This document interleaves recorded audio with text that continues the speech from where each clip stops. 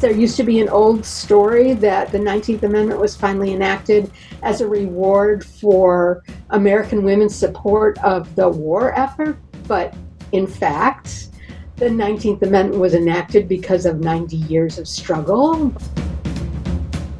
While we can celebrate and remember the big milestone that the 19th Amendment is, it's important to also recognize the complexity of this moment and that it wasn't just a clear-cut success.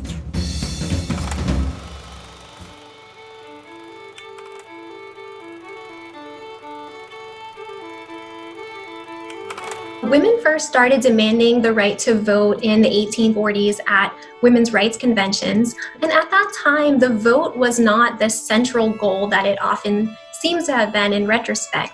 Women were pressing for a much broader agenda of change, including changes to family law and access to the professions. It was really only after the Civil War that many women's movement leaders became more suffragists, focusing more on the right to vote. One aspect of the history I don't think is commonly known is how much of this activism happened at the state level. So for instance, women first gained full suffrage in Wyoming Territory in 1869. The issue was heavily debated during Reconstruction and the drafting and ratification of the 14th and 15th Amendments. That was the first time that the word male appears in the US Constitution. And the reason for its inclusion there was to take women's suffrage as an issue off the table during the debate over the 14th Amendment. And then a few years later, in 1869, 1870, as the 15th Amendment is being drafted and ratified, the issue of women's suffrage came up again. And many people wanted to add sex as a category to race, color, and previous condition of servitude in its protections.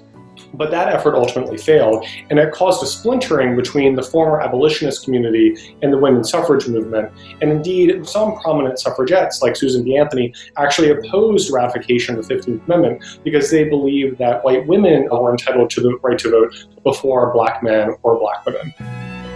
The rhetorical practices and strategies of social movements do include a lot of exclusions, which was the case here, and the ways in which African American women, for example, are often seen as very outside of it. African American women played such a big role. And Ida B. Wells was very active, formed her own organization. Famously, they tried to exclude her in the 1913 march that Alice Paul did, and then she wasn't going to be in the back, and she went in at the middle of the march. It's really trying to push forward and make them recognize that you can't secure the rights for women and say that women have the right to vote when there's still all these other people who are excluded. Today we kind of take for granted that demanding the right to vote was a kind of self-evident issue to focus on, right?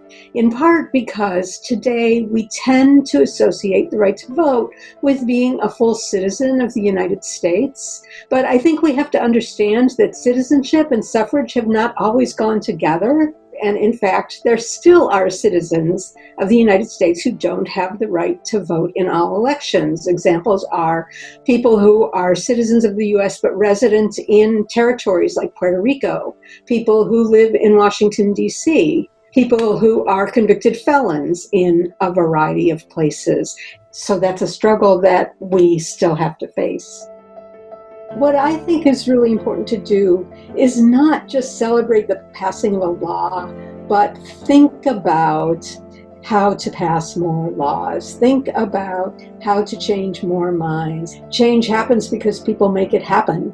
I hope that this moment really inspires and motivates people to think about what kind of change they can make. The power of even just one person to make a really significant impact on the law and on people's understandings of women's proper role. It takes individual people to come together to make a movement that will eventually secure change. And I hope people can draw some modern inspiration from that history. I always say this to my students: if we sort of try to cast ourselves back and have an historical imagination and then sort of transport to the present about what other people will think is sort of ridiculous about our present, like what are things that people think are absolutely impossible in terms of political transformation that will in the future be understood as just common sense?